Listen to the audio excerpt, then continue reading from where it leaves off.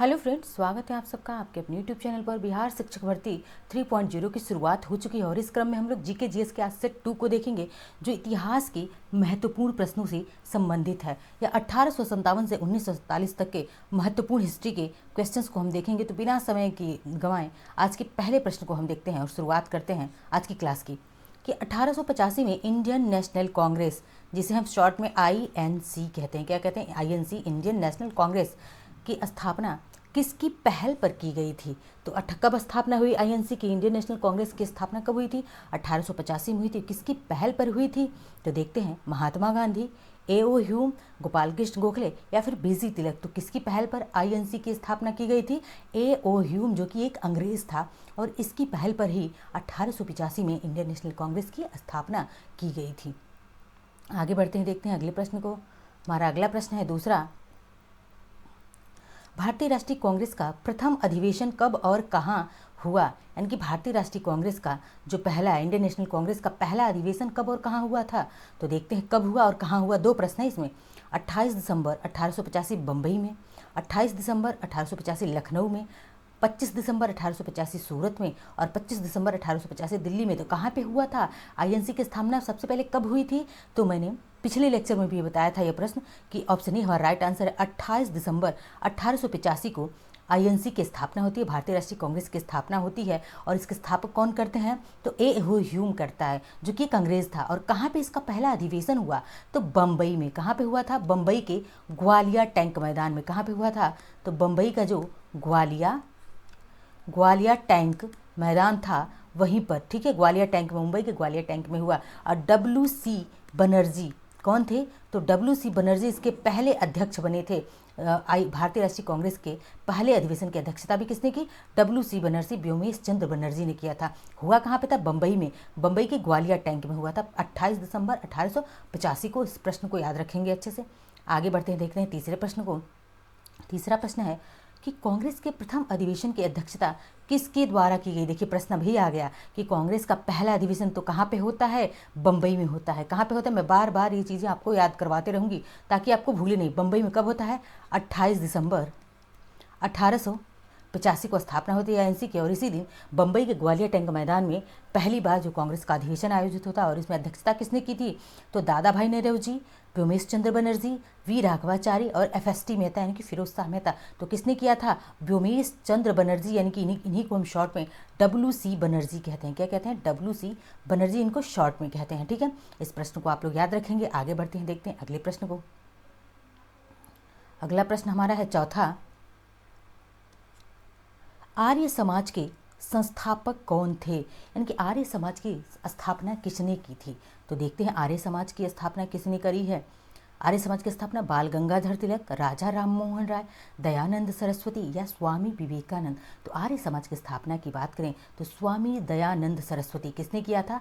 स्वामी दयानंद सरस्वती जी ने आर्य समाज की स्थापना की थी। आगरा में इन्होंने शुद्धि आंदोलन भी चलाया था। पूछता है शुद्धि आंदोलन किसने चलाया था? तो दयानंद सरस्वती जी ने आगरा में शुद्धि आंदोलन चलाया था। पांचवा देखते हैं प्रश्न हमारा क्या है, राजा राम मोहन राय द्वारा किसकी स्थापना की गई थी? तो राजा राम मोहन राय ने ब्रह्म समाज की स्थापना की, आर्य समाज की स्थापना की, थियोसॉफिकल सोसाइटी या फिर पूना सार्वजनिक सभा। देखिए पूना सार्वजनिक सभा की स्थापना किसने किया था? GK गोखले, गोपाल कृष्ण गोखले। और थियोसॉफिकल सोसाइटी की स्थापना एनी बेसेंट। किसने किया था? थियोसॉफिकल सोसाइटी की स्थापना एनी बेसेंट ने किया था। किसने? एनी बेसेंट ने किया था। कहाँ पे किया था थियोसॉफिकल सोसाइटी की स्थापना? तो अड्डयार में। कहाँ पे किया था?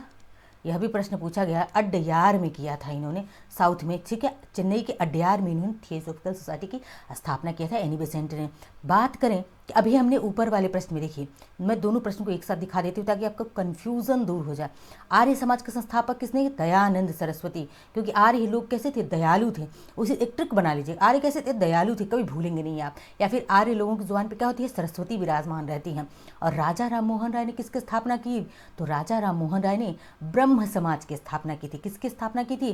तो ब्रह्म समाज की स्थापना राजा राम मोहन राय के द्वारा की गई थी। किसकी? ब्रह्म समाज की। अब बात करते हैं अगर हम राजा राम मोहन राय के, तो इनको आधुनिक यानी कि पुनर्जागरण का अग्रदूत कहा जाता है। इनको क्या कहा जाता है? तो पुनर्जागरण का अग्रदूत राजा राम मोहन राय को कहा जाता है, ठीक है। आगे बढ़ते हैं, देखते हैं अगले प्रश्न को। छठा प्रश्न है हमारा, वर्नाक्यूलर प्रेस एक्ट किसके शासन में पारित हुआ? वर्नाक्यूलर प्रेस एक्ट जो है किसके शासनकाल में पारित हुआ था? लॉर्ड लिट्टन है, कर्जन है, क्लाइव है या फिर वेवेल है? तो किसके काल में वर्नाक्यूलर प्रेस एक्ट आया था? लिट्टन के काल में। कब आया था? लिट्टन के काल में आया था। और वर्नाक्यूलर प्रेस एक्ट को इस एक्ट को जो है हटाया किसने? तो रिपन ने। याद, दोनों प्रश्न यहीं पे याद रखिएगा। लगाया किसने वर्नाक्यूलर प्रेस एक्ट को? तो लिट्टन ने लगाया। लेकिन हटाया किसने वर्नाक्यूलर प्रेस एक्ट को? तो रिपन ने इसको हटाया था। ठीक है, याद रखिएगा, दोनों प्रश्न बहुत ही ज़्यादा इंपॉर्टेंट है। आगे देखते हैं, 7वां प्रश्न है। देखिए, आ ही गया प्रश्न कि पूना सार्वजनिक सभा की स्थापना किसके द्वारा की गई? पूना सार्वजनिक सभा की स्थापना किसके द्वारा की गई? फिरोज शाह मेहता है, बदरुद्दीन तैयब हैं, महादेव गोविंद रानाडे, जिनको हम शॉर्ट में क्या कहते हैं? MG रानाडे कहते हैं। क्या कहते हैं? MG रानाडे इन्हें कहा जाता है शॉर्ट में। ठीक है, अब देखिए महात्मा गांधी। तो पूना सार्वजनिक सभा की स्थापना किसने करी थी? महादेव गोविंद रानाडे ने करा था। किसने? महादेव गोविंद रानाडे ने, MG रानाडे ने किया था पूना सार्वजनिक सभा की स्थापना। 8वां प्रश्न देख लेते हैं, यंग इंडिया के लेखक कौन है?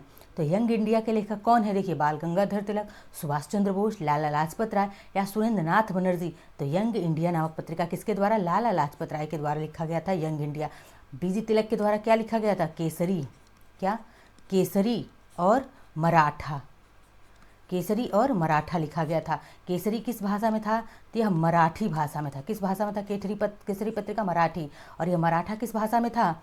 तो मराठा जो है अंग्रेजी भाषा में था। किस भाषा में था?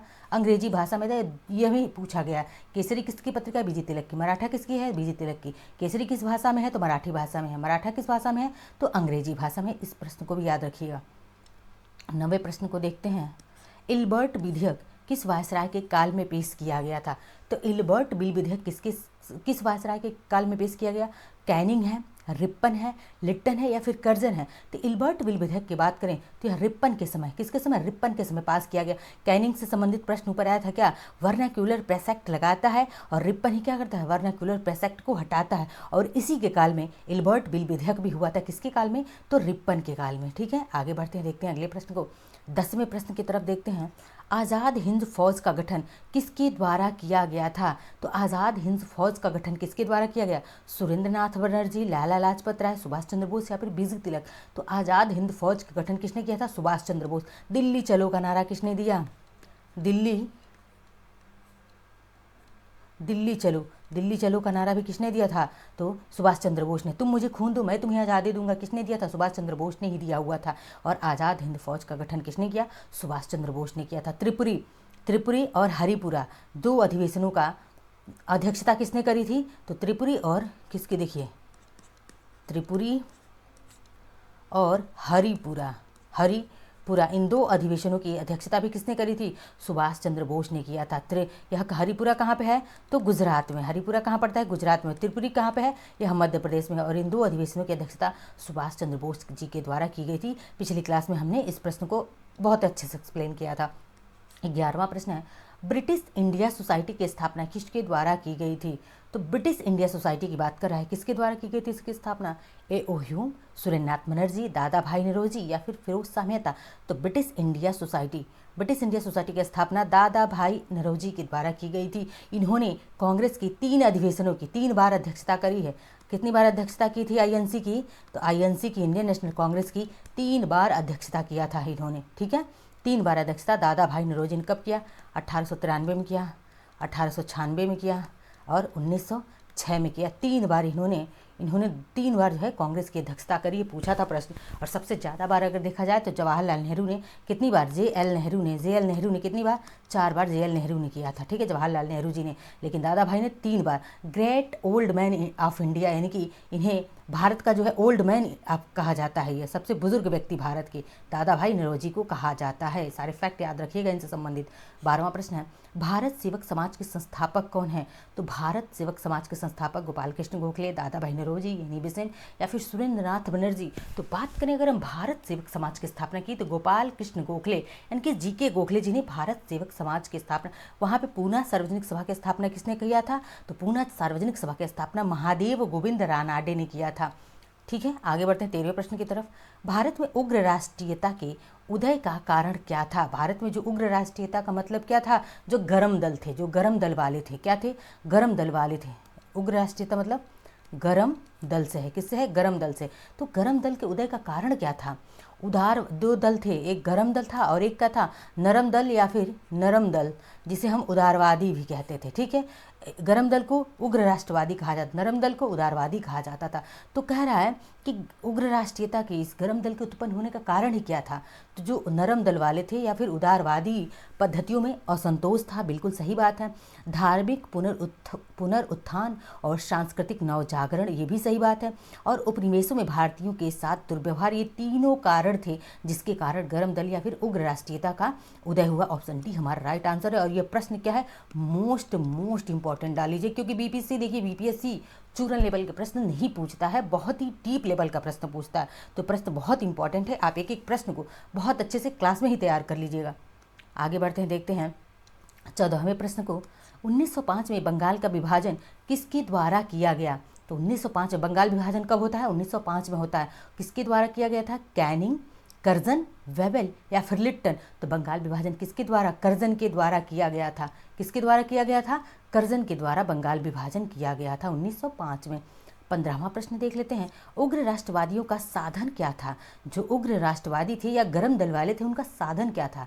बहिष्कार था, स्वदेशी था, राष्ट्रीय शिक्षा, ये तीनों सभी साधन थे। उन्होंने बहिष्कार किया विदेशी चीज़ों का, स्वदेशी अपनाने पर बल दिया और राष्ट्रीय शिक्षा को अपनाने पर उन्होंने जोर दिया था उग्र राष्ट्रवादियों ने। ये तीनों, ऑप्शन डी हमारा राइट आंसर होगा। आगे बढ़ते हैं, देखते हैं 16वें प्रश्न को। 16वां प्रश्न है कि दक्षिण शिक्षा समाज की स्थापना किसने की? दक्षिण शिक्षा समाज की बात कर रहा है। तो दक्षिण शिक्षा समाज की स्थापना किसने की? बाल गंगाधर तिलक, लाला लाजपत राय, बिपिन चंद्र पाल या सुरेंद्र नाथ बनर्जी? तो दक्षिण शिक्षा समाज की स्थापना बीजी तिलक के द्वारा की गई थी, बाल गंगाधर तिलक के द्वारा की गई थी। आगे बढ़ते हैं, देखते हैं 17वें प्रश्न को। 17वां प्रश्न है, स्वतंत्रता मेरा जन्मसिद्ध अधिकार है और मैं इसे लेकर रहूंगा। किसने कहा था कि स्वतंत्रता मेरा जन्मसिद्ध अधिकार है और मैं इसे लेकर रहूंगा? स्टेटमेंट बहुत बार पूछा जाता है। सुरेंद्रनाथ बनर्जी ने कहा था, फिरोज शाह मेहता ने कहा था, बाल गंगाधर तिलक? किसने कहा कि स्वतंत्रता मेरा जन्मसिद्ध अधिकार है और इसे मैं लेकर रहूंगा? तो ये स्टेटमेंट दिया था, यह बुलंद स्टेटमेंट है, बाल गंगाधर तिलक के द्वारा दिया गया था कि स्वतंत्रता मेरा जन्मसिद्ध अधिकार है और इसे मैं लेकर रहूंगा। आगे बढ़ते हैं, 18वें प्रश्न को देखते हैं। 18वां प्रश्न क्या कह रहा है? मुझ पर किया गया लाठी का एक एक प्रहार ब्रिटिश साम्राज्य के कफन में कील बनकर रहेगा। यह स्टेटमेंट किसने दिया? किसने कहा था ऐसा कि मुझ पर जो है लाठी, यानी कि मुझ पर किया गया लाठी का एक एक प्रहार ब्रिटिश साम्राज्य के कफन में कील बनकर रहेगा? बाल गंगाधर तिलक, लाला लाजपत राय, बिपिन चंद्र पाल या भगत सिंह? किसने? लाला लाजपत राय ने। साइमन कमीशन का विरोध कर रहे थे। या किसका विरोध कर रहे थे? तो साइमन कमीशन का।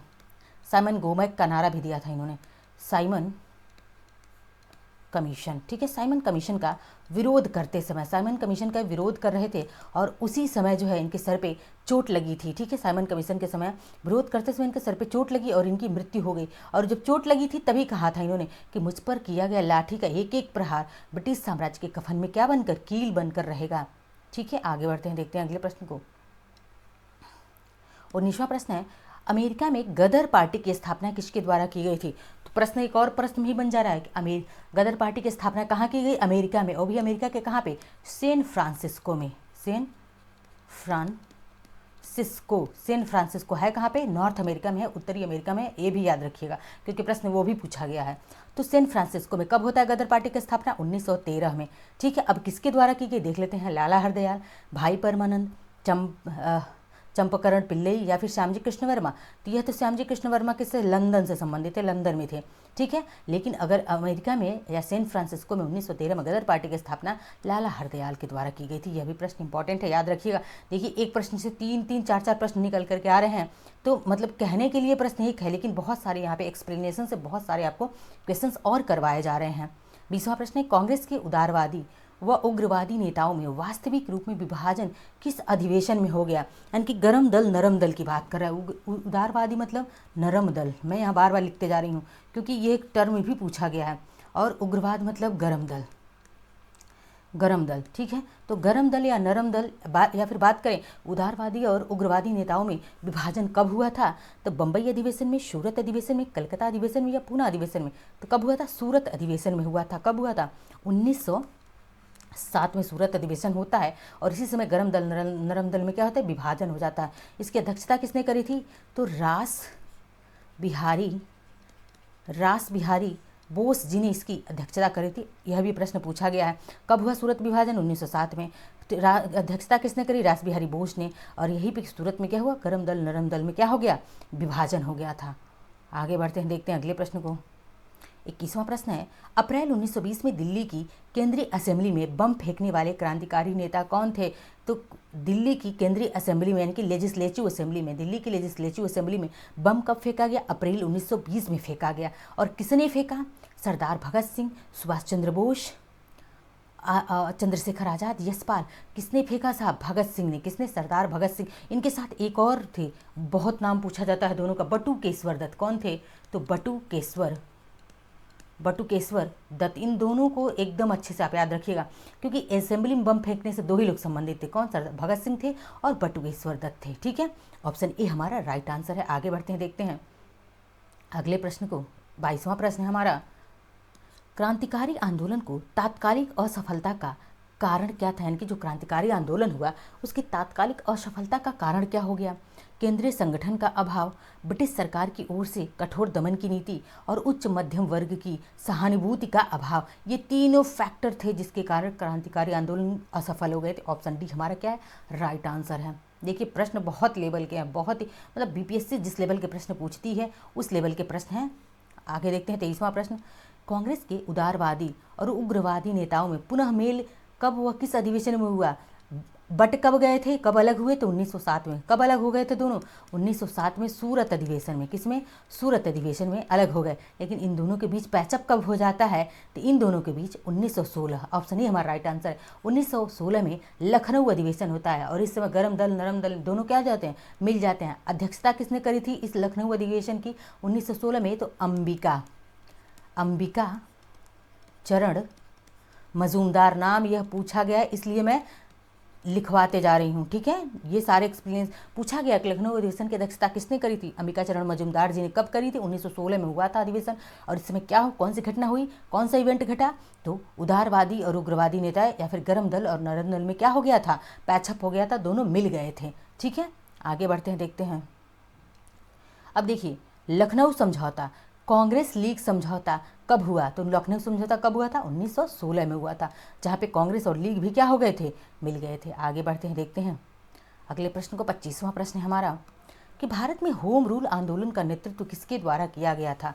होम रूल आंदोलन यानी कि होम रूल जो आंदोलन था उसका नेतृत्व किसने भारत में किया था, लाला लाजपत राय या बिपिन चंद्र पाल, एनी बेसेंट, लोकमान्य तिलक, गोपाल कृष्ण गोखले, सुरेंद्रनाथ बनर्जी, या इनमें से कोई नहीं। तो अगर होम रूल आंदोलन की बात करें भारत में तो एनी बेसेंट और लुबीजी तिलक यानी कि लोकमान्य तिलक, जिन्हें हम लोकमान्य कहते हैं, इनको बाल गंगाधर तिलक जी को लोकमान्य की उपाधि दी गई है। तो एनी बेसेंट और लोकमान्य तिलक ने होम रूल आंदोलन का क्या किया, नेतृत्व किया था भारत में। दोनों प्रश्न बहुत इंपॉर्टेंट है, याद रखिएगा। एनी बेसेंट कहाँ से थी, प्रश्न पूछा गया है, तो आयरलैंड की महिला है, आयरिश महिला है एनी बेसेंट। रॉलेट एक्ट का उद्देश्य क्या था, सबसे पहले हम डिस्कस करते हैं रॉलेट एक्ट की कब आया था, तो यह मार्च 1919 में। कब आता है, मार्च 1919 में रॉलेट एक्ट भारत आता है। इसे हम क्या कहते हैं, रॉलेट एक्ट को हम क्या कहते हैं, तो काला कानून कहा जाता है। क्या कहा जाता है, गांधी जी ने इसे काला कानून कहा, क्योंकि बिना दलील बिना वकील के आप उस क्या कर सकते हैं, इसमें फांसी दे दी जाती थी, कोई दलील नहीं सुनी जाती थी, कोई वकील करने का मौका नहीं मिलता था, शक के आधार पर आपको क्या गिरफ्तार कर लिया जाता था। और मार्च 1919 में आया था, इसका बहुत ही ज़्यादा विरोध हुआ था। ठीक है, इसी रॉलेट एक्ट के विरोध में गांधी जी ने अपनी उपाधि लौटा दी थी, और फिर रविन्द्रनाथ टैगोर ने नाइटहुड की उपाधि लौटा दी थी। तो तमाम इस बहुत सारी घटनाएं हुई थी रॉलेट एक्ट के समय। लेकिन उसके उद्देश्य का कारण क्या था, रॉलेट एक्ट का उद्देश्य क्या था, कुटीर उद्योगों को समाप्त करना, विश्वविद्यालयों की स्वायत्तता समाप्त करना, या इसके द्वारा सरकार बिना मुकदमा दायर किए किसी व्यक्ति को बंदी बना सकती थी। ऑप्शन सी हमारा राइट आंसर है। इसीलिए गांधी जी ने इसे काला कानून, किसने कहा था, तो मैं यहाँ लिख देती हूँ, गांधी जी ने क्या कहा था, इसे काला कानून कहा था। क्यों, क्योंकि यह बिना किसी मुकदमा दायर किए, बिना किसी की दलील सुने व्यक्ति को क्या बंदी बना सकता था, गिरफ्तार कर सकता था। आगे बढ़ते हैं, देखते हैं अगले प्रश्न को। 27वां प्रश्न है, जलियांवाला बाग हत्याकांड कब हुआ था, तो जलियांवाला बाग हत्याकांड 13 अप्रैल 1919, 18 मार्च 1919, 15 मई 1920 या 24 नवंबर 1920। बात करें रॉलेट एक्ट की और देख लेते हैं। रॉलेट एक्ट जब आता है ना, कब आता है? तो यह मार्च 1919 में ही आता है। कब? 1919 में ही रॉलेट एक्ट भी आता है, लेकिन मार्च में आता है। और इसी के विरोध करने के लिए जलियांवाला बाग में लोग इकट्ठा हो गए थे। कब? 13 अप्रैल 1919 को जलियांवाला बाग में इकट्ठा हो गए। और इस पर क्या? जनरल डायर ने, किसने? जनरल डायर ने क्या किया था? निहत्थे लोगों पर, यहाँ एक मिनट, जनरल डायर ने क्या किया था? तो जनरल डायर ने गोलियां चलवा दी थी। ठीक है, जनरल डायर ने निहत्थे बेगुनाह लोगों पर, जो कि प्रोटेस्ट कर रहे थे रॉलेट एक्ट के खिलाफ, जलियांवाला बाग में इकट्ठा होकर के, लेकिन इन प्रोटेस्ट करने वाले लोगों पर क्या किया? इसने गोलियां चलवा दी, अंधाधुंध गोलियां चलवा दी थी। इसे ही हम जलियांवाला बाग हत्याकांड कहते हैं। और यह 13 अप्रैल 1919 को तक इवेंट याद रखिए कि किस कब हुआ, एक दूसरे से रिलेट करके पढ़ते जाइए, को रिलेट करिए कि रॉलेट एक्ट आता है मार्च 1919 में, और एक महीने बाद 13 अप्रैल 1919 को जलियांवाला बाग हत्याकांड होता है। कि रॉलेट एक्ट का ही क्या कर रहे थे लोग? विरोध कर रहे थे, प्रोटेस्ट कर रहे थे कि आप बिना दलील सुने कैसे किसी को आप गिरफ्तार कर सकते हो। ठीक है, आगे बढ़ते हैं, देखते हैं अगले प्रश्न को। 28वां प्रश्न है, हंटर कमेटी की नियुक्ति सरकार द्वारा किस घटना की जांच के लिए किया गया? इंपॉर्टेंट प्रश्न है, वेरी इंपॉर्टेंट कर लीजिए इसको, वीवीआई कर लीजिए, क्योंकि बहुत इंपॉर्टेंट है। पूछता है कि हंटर कमेटी की नियुक्ति सरकार ने किस इवेंट या किस घटना की जांच के लिए किया था? लाहौर षड्यंत्र के लिए, काकोरी षड्यंत्र के लिए, जलियांवाला बाग हत्याकांड के लिए, या किसके लिए? तो हंटर कमेटी की नियुक्ति जो है सरकार ने, ब्रिटिश सरकार ने किया था। किसने? ब्रिटिश सरकार ने जलियांवाला बाग हत्याकांड की जांच के लिए किया था। ठीक है, किसके लिए? जलियांवाला बाग हत्याकांड की जांच के लिए हंटर कमेटी का, याद रखिए, हत्याकांड की जांच के लिए कौन सा? जलियांवाला बाग हत्याकांड की जांच के लिए हंटर कमेटी। देखिए, चीज़ों को रिलेट करेंगे या राइमिंग बैठाएंगे तभी चीज़ें लॉन्ग टाइम तक आपके दिमाग में याद रहेंगी। 29वां प्रश्न है, असहयोग आंदोलन के प्रस्ताव के अनुसार आंदोलन का कार्यक्रम क्या था? असहयोग आंदोलन कब हुआ? 1920 में असहयोग आंदोलन होता है। और इसके प्रस्ताव का कार्यक्रम क्या था? सरकार अदालतों का बहिष्कार, सरकारी जो अदालत थी उसका बहिष्कार करेंगे, विदेशी माल का बहिष्कार करेंगे, सरकारी वैतनिक और अवैतनिक पदों व उपाधियों का हम त्याग करेंगे। ये सभी था असहयोग आंदोलन में। ठीक है, आगे बढ़ते हैं, देखते हैं 30वां प्रश्न। 30वां प्रश्न है, महात्मा गांधी ने किस घटना से खिन्न होकर असहयोग आंदोलन स्थगित कर दिया? तो देखिए, असहयोग आंदोलन की शुरुआत कब होती है? 1920 में शुरुआत होती है और 1922 तक चलता है। ठीक है, 2 सालों तक चलता है यह। और महात्मा गांधी ने किस घटना से खिन्न होकर के इस असहयोग आंदोलन को रोक दिया? विदेशी वस्त्रों की होली जलाने से नहीं, प्रिंस ऑफ वेल्स के बहिष्कार की घटना से, इससे भी नहीं, और अदालतों के बहिष्कार की घटना से नहीं, बल्कि चौरा चौरी कांड जब होता है, इसी चौरा चौरी कांड के चौरा चौरी इवेंट या चौरा चौरी कांड होने के क्षुब्ध होकर, खिन्न होकर गांधी ने क्या किया? असहयोग आंदोलन को रोक दिया था। ठीक है, इसमें पुलिस ही मारे गए थे। कौन? तो पुलिस सिपाही मारे गए थे। इसमें पूछता है कि कौन, आम आदमी, किसान, कौन मारे गए? तो इसमें सिपाही मारे गए थे, याद रखिएगा। 30वां प्रश्न है, 1 जनवरी 1923 को स्वराज दल की स्थापना किसके द्वारा की गई थी? याद रखिए, स्वराज दल या स्वराज पार्टी, दल को कभी कभी पार्टी भी लिख देता है, तो कंफ्यूज नहीं होना है, पार्टी या दल एक ही बात है। तो स्वराज दल या स्वराज पार्टी की स्थापना कब होती है? 1 जनवरी, पूरा डेट याद रखिए, 1 जनवरी 1923 को होती। किसने स्थापना की? देखते हैं, देशबंधु चित्तरंजन दास, इनकी उपाधि है देशबंधु सीआर दास की, चित्तरंजन दास की। और मोतीलाल नेहरू द्वारा, लाला लाजपत राय व लोकमान्य तिलक द्वारा, एनी बेसेंट व लोकमान्य तिलक द्वारा, या फिर उपयुक्त में से कोई नहीं। तो स्वराज पार्टी की स्थापना 1 जनवरी 1923 को किसके द्वारा की गई थी? तो देशबंधु चित्तरंजन दास व मोतीलाल नेहरू के द्वारा की गई थी। आगे बढ़ते हैं, देखते हैं अगले प्रश्न को। अगला प्रश्न हमारा क्या है? 31वां प्रश्न है, स्वराज दल का कार्यक्रम क्या था? इसका कार्यक्रम क्या था?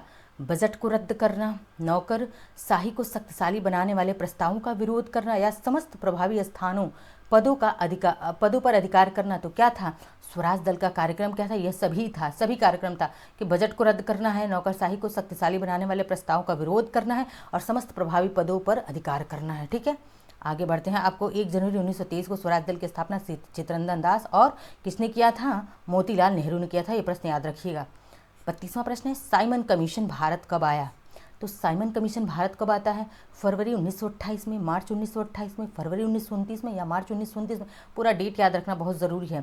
तो साइमन कमीशन भारत कब आता है? ए देखिए, ऑप्शन ए हमारा राइट आंसर है, फरवरी 1928 में। कब? वो भी तो 3 फरवरी को। कब आता है? 3 फरवरी 1928 को साइमन कमीशन भारत आता है। भारत में कहाँ पे आता है? बम्बई में। यह भी प्रश्न पूछा गया, भारत में कहाँ पे आया?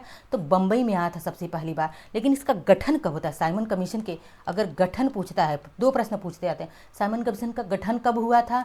1927 में। कहाँ पे हुआ था? इंग्लैंड में। इंग्लैंड में इसका गठन हुआ,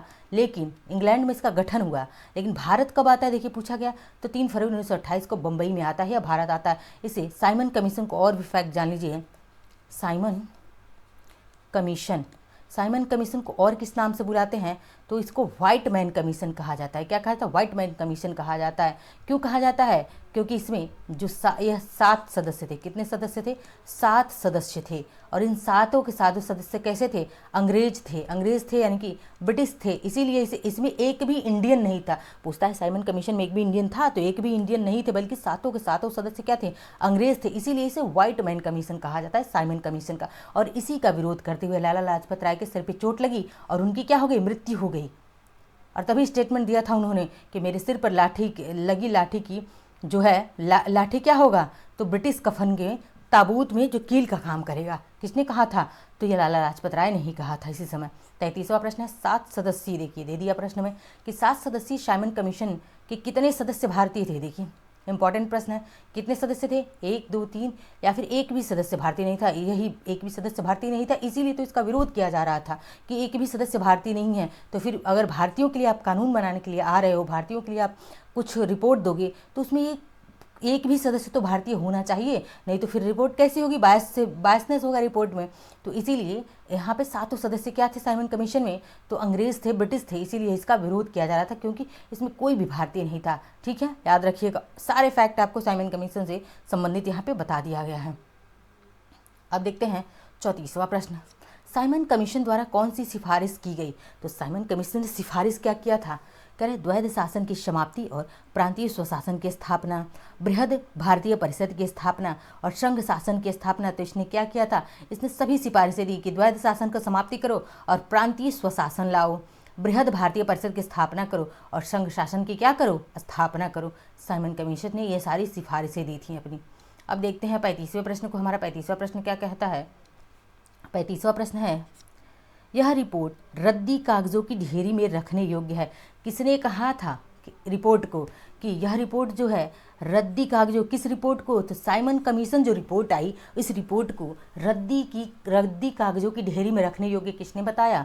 तो सर शिवा स्वामी अय्यर, सर शाफत अहमद खां या फिर मिस्टर एंड्रूज या रॉबर्ट्स, किसने कहा था? तो इसको कागजों की ढेरी या रद्दी किसने कहा? तो शिवा स्वामी अय्यर। ऑप्शन ए हमारा राइट आंसर। इंपॉर्टेंट प्रश्न है। 36वां प्रश्न देखिए कि नेहरू रिपोर्ट की प्रमुख रूप से कौन सा सुझाव दिया गया था? नेहरू रिपोर्ट मोतीलाल नेहरू ने पेश किया और इसमें कौन सा सुझाव दिया गया था नेहरू रिपोर्ट में? तो आइए देखते हैं कि कौन सा सुझाव नेहरू रिपोर्ट में दिया गया।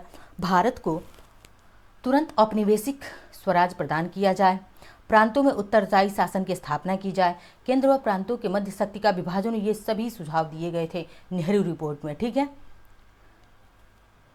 अब देखिए 38वां प्रश्न है, कांग्रेस द्वारा पूर्ण स्वाधीनता का प्रस्ताव कब और कहां पारित किया गया? तो पूर्ण स्वाधीनता की बात कर रहे हैं। पूर्ण स्वाधीनता या फिर इसे ही हम स्वराज भी कहते हैं। क्या कहते हैं?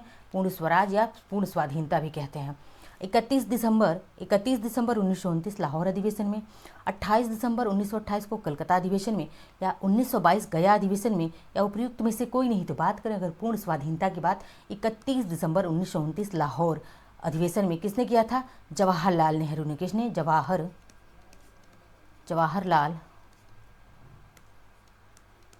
जवाहरलाल नेहरू जी ने किया था। रावी नदी के तट पर, याद रखिएगा कौन सी नदी थी? तो रावी नदी थी। नदी कौन सी थी? रावी नदी के तट पर। कब? रावी नदी के तट पर जो है इन्होंने यह अनाउंस किया था। यह रावी नदी भी पूछी गई है, इंपॉर्टेंट है, याद रखिएगा। 31 दिसंबर 1929। और यहीं से जो है जवाहरलाल नेहरू जी राजनीति में पूरी तरीके से सक्रिय हो जाते हैं। इससे पहले यह सक्रिय नहीं थे। अब 39वां प्रश्न है, महात्मा गांधी द्वारा दांडी समुद्र तट पर नमक कानून का उल्लंघन कब किया था? इन्होंने उल्लंघन यानी कि कब तोड़ा था नमक कानून को? 6 मार्च 1930, 6 अप्रैल 1930, 6 मार्च 1931 या 6 मार्च 1932? कब किया था? देखिए दांडी मार्च की अगर शुरुआत की बात करें, दांडी मार्च जिसे हम कहते हैं, दांडी मार्च के नाम से जानते हैं, तो दांडी मार्च की शुरुआत की अगर हम बात करें कब हुई थी, तो यह हुआ था 6 मार्च 1930 को दांडी मार्च की क्या होती है? शुरुआत होती है। लेकिन इसको समाप्त कब किया जाता है, या फिर इसका उल्लंघन, नमक कानून को तोड़ा कब जाता है? तो 6 अप्रैल 6 अप्रैल 1930 को नमक कानून को तोड़ दिया जाता है। और आपसे प्रश्न यही पूछा है कि गांधी जी द्वारा नमक कानून का उल्लंघन कब किया गया, तो 6 अप्रैल 1930 को इसका उल्लंघन किया गया था। ठीक है, शुरुआत पूछे तो 6 मार्च 1930, और अगर उल्लंघन या समाप्ति पूछे तो 6 अप्रैल 1930। मैंने दोनों प्रश्न यहाँ पे आपको बता दिए हैं। अब देखते हैं 40वें प्रश्न को। 40वां प्रश्न है, गांधी जी द्वारा सविनय अवज्ञा आंदोलन के लिए क्या कार्यक्रम निर्धारित किया गया। सविनय अवज्ञा आंदोलन हुआ था कब, 1930 में। याद रखिएगा कब हुआ था, 1930 में। असहयोग कब हुआ, असहयोग 1920। उसके 10 साल बाद सविनय अवज्ञा आंदोलन की शुरुआत होती है, गांधी जी के द्वारा की जाती है। अब कह रहा है कि इसमें क्या कार्यक्रम निर्धारित किया था गांधी जी ने।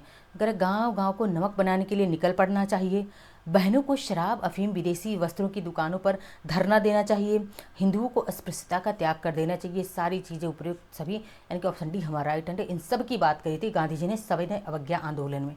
ठीक है, अब देखते हैं 41वां प्रश्न, लंदन में ब्रिटिश सम्राट द्वारा प्रथम गोलमेज सम्मेलन का उद्घाटन कब हुआ। कितने गोलमेज सम्मेलन हुए, कितने गोलमेज सम्मेलन हुए, 3 गोलमेज सम्मेलन हुए थे। कब कब हुए थे, तो मैं डेट पहले लिख देती हूँ। पहला हुआ था 1930 में, उसके बाद कब होता है 1931 में, और उसके बाद से फाइनली 1932 में। 3 गोलमेज सम्मेलन होते हैं। और गांधी जी किस में जाते हैं, तो 1931 में। कब जाते हैं, दूसरे गोलमेज सम्मेलन, जो कि 1931 में होता है। और इसी दिन इस दूसरे गोलमेज सम्मेलन में गांधी जी भाग लेते हैं। लेकिन पहले और दूसरे प्रश्न पूछा गया है कि किस में गांधी जी ने भाग लिया था, सिर्फ और सिर्फ दूसरे गोलमेज सम्मेलन, जो कि 1931 में होता है। ठीक है, लेकिन बात करें 1930 में पहला गोलमेज सम्मेलन में गांधी जी भाग नहीं लेते हैं, और 1932 दूसरे गोलमेज सम्मेलन में भी गांधी जी भाग नहीं लेते हैं। लेकिन डॉक्टर भीमराव अंबेडकर इन तीनों गोलमेज सम्मेलन में भाग लिए थे। सरोजनी नायडू इन तीनों गोलमेज सम्मेलन में भाग ली थी। सबका नाम पूछा गया, सारे प्रश्न पूछे गए हैं। तो अब पूछा है कि प्रथम गोलमेज सम्मेलन का उद्घाटन कब हुआ था, तो कब हुआ था, 12 नवंबर 1929, 12 नवंबर 1930, 12 नवंबर 1931, या फिर 12 नवंबर 1932। कब हुआ था, तो यह हुआ था 12 नवंबर 1930 को पहला गोलमेज सम्मेलन होता है। ठीक है, अब आगे बढ़ते हैं, देखते हैं अगला प्रश्न। 42वां प्रश्न है, गांधी इरविन समझौता कब हुआ। तो देखिए, जब दूसरा गोलमेज सम्मेलन हो जाता है 1931 में, और उसमें जो है बात नहीं बनती है, विफल हो जाता है कि दूसरा गोलमेज सम्मेलन, गांधी जी नाराज होकर इंडिया वापस चले आते हैं, तब गांधी और इरविन के बीच में समझौता होता है। कब होता है यह समझौता, 5 मार्च 1931, 5 मार्च 1932, 5 अप्रैल 1931 या 5 अप्रैल 1932। तो यह होता है गांधी इरविन समझौता। बहुत बार, मतलब वनडे एग्जाम से लेकर के अपर जितनी परीक्षाएं अपर लेवल की होती हैं वहाँ तक यह प्रश्न पूछा गया है। कब होता है गांधी इरविन समझौता, 5 मार्च 1931 को गांधी इरविन समझौता किया गया था। आगे बढ़ते हैं, देखते हैं 43 नंबर का प्रश्न हमारा क्या कहता है। 43वां प्रश्न है, द्वितीय गोलमेज सम्मेलन में कांग्रेस का प्रतिनिधित्व किसके द्वारा किया गया। देखिए, इस प्रश्न को मैंने ऊपर ही एक्सप्लेन कर दिया, लेकिन जितनी बार जितनी टर्म मिलेंगे मैं सबको एक्सप्लेन करते जाऊंगी, ताकि ये जितना भी 1857 से लेकर 47 तक प्रश्न आपके पूछे गए हैं वह सारे इसी क्लास से, हमारे मतलब जो हमने सीरीज शुरू करी है, यहाँ से आपको एग्जाम में प्रश्न देखने को डेफिनेटली मेरे बीपीएससी में, और आपका सिलेक्शन निश्चित ही रूप से होगा आप अगर प्रश्नों को तैयार कर लेते हैं। तो कह रहे हैं द्वितीय गोलमेज सम्मेलन में कांग्रेस का प्रतिनिधित्व किसके द्वारा किया गया था। तो किसके द्वारा किया गया कांग्रेस का प्रतिनिधित्व द्वितीय गोलमेज सम्मेलन में, पंडित जवाहरलाल नेहरू, सरदार वल्लभ भाई पटेल, महात्मा गांधी, यानी में से कोई नहीं। द्वितीय गोलमेज सम्मेलन होता कब है, 1931 में होता है, और इस समय गांधी जी गए थे, और यही द्वितीय गोलमेज सम्मेलन क्या होता है, विफल हो जाता है, तभी गांधी इरविन समझौता 5 मार्च 1931 को होता है। सारे इवेंट्स को स्टोरी की तरह याद रखेंगे तो फिर बहुत लॉन्ग टाइम तक याद रहेगा। 44 नंबर का प्रश्न है, मैकडोनाल्ड अवार्ड, जिसे हम इसका पूरा नाम क्या था, रैमजे मैकडोनाल्ड था, और कह रहे हैं मैकडोनाल्ड अवार्ड के किस प्रावधान से गांधी जी को बहुत आघात पहुंचा था। कब आता है ये मैकडोनाल्ड अवार्ड, तो यह 1932 में आता है, जब तीसरा गोलमेज सम्मेलन हो जाता है, तो 1932 में मैकडोनाल्ड अवार्ड आता है। और क्या इसमें क्या प्रावधान किया गया जिससे गांधी जी को बहुत आघात पहुंचा, चाय बागान संघों का विशेष प्रतिनिधित्व, स्त्रियों के लिए सुरक्षित स्थान की व्यवस्था, दलित वर्गों के लिए पृथक निर्वाचन क्षेत्रों की व्यवस्था, और आंग्ल भारतीयों के लिए पृथक निर्वाचन क्षेत्रों की बात, यानी कि रैमडे मैकडोनाल्ड जो लेकर आता है अवार्ड, कम्युनल अवार्ड इसे कहते हैं, यह 1932 में लेके आता है। ठीक है, और इसमें जो ऑप्शन सी हमारा राइट आंसर, इसमें दलित वर्गों के लिए अलग निर्वाचन क्षेत्र की बात की थी। यह इसकी कूटनीति थी या फिर राजनीति, जो भी कह लीजिए, मैकडोनाल्ड की, जिसने क्या किया, दलितों के लिए अलग निर्वाचन क्षेत्र की बात की, और इसी से गांधी जी को बहुत ही ज़्यादा आघात पहुँचा था। अगला प्रश्न है 45वां, तृतीय गोलमेज सम्मेलन का आयोजन कब किया गया। देखिए, तीसरा गोलमेज सम्मेलन की बात कर रहा है, कब किया गया, 7 सितंबर 1930, 12 अक्टूबर 1931 और या फिर 12 नवंबर 1932, 17 दिसंबर 1933। तो तीसरा गोलमेज सम्मेलन हुआ था 17 नवंबर 1930। पहला गोलमेज सम्मेलन 12 नवंबर कब होता है? 12 नवंबर 1930 को होता है, ठीक है। और दूसरा देखिए, और तीसरा कब होता है? दोनों को याद रखने का तरीका है कि क्योंकि एक ही मंथ में हुए थे, ये 12 नवंबर को हुआ था और ये 17 नवंबर को 1932 में होता है। बस याद रखना है, रिलेट करके याद रखेंगे, आपको याद रहेगा डेट, ठीक है। अब देखिए 46 नंबर का प्रश्न है, लीग द्वारा यानी कि मुस्लिम लीग द्वारा मुक्ति दिवस कब मनाया गया? मुस्लिम लीग ने मुक्ति दिवस कब मनाया? 21 नवंबर 1939 को, 22 नवंबर 1939 को, या फिर 22 दिसंबर 1939 को, या 22 जनवरी 1940 को। तो अगर मुस्लिम लीग द्वारा मुक्ति दिवस की बात करें तो यह 22 दिसंबर का महीना था और 22 दिसंबर का दिन था। 22 दिसंबर 1939 को मुस्लिम लीग ने क्या मनाया था? मुक्ति दिवस मनाया था। आगे देखते हैं 47 नंबर का प्रश्न है, अगस्त प्रस्ताव की मुख्य बातें क्या थीं? तो अगस्त प्रस्ताव में मुख्य बातें क्या कही गई थीं? तो कह रहे ब्रिटिश सरकार का लक्ष्य भारत में औपनिवेशिक स्वराज की स्थापना, गवर्नर जनरल की कार्यकारिणी में भारतीय प्रतिनिधियों को शामिल किया जाए, ब्रिटिश सरकार को युद्ध संबंधी मामलों में परामर्श हेतु युद्ध परामर्श समिति की स्थापना की जाए। तो ये तीनों बातें की गई थी किसमें?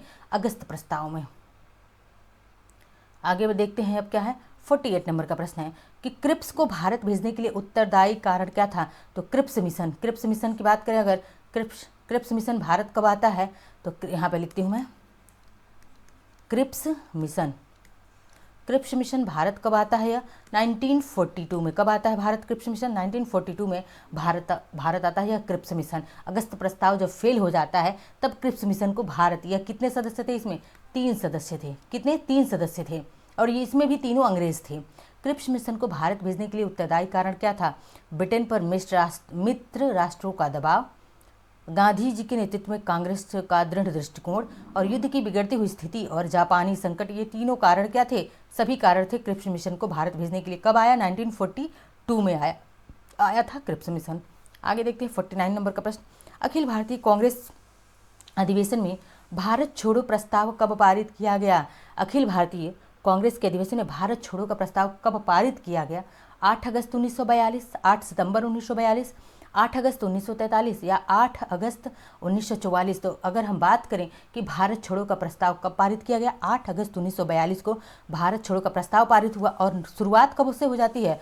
9 अगस्त 1942 से भारत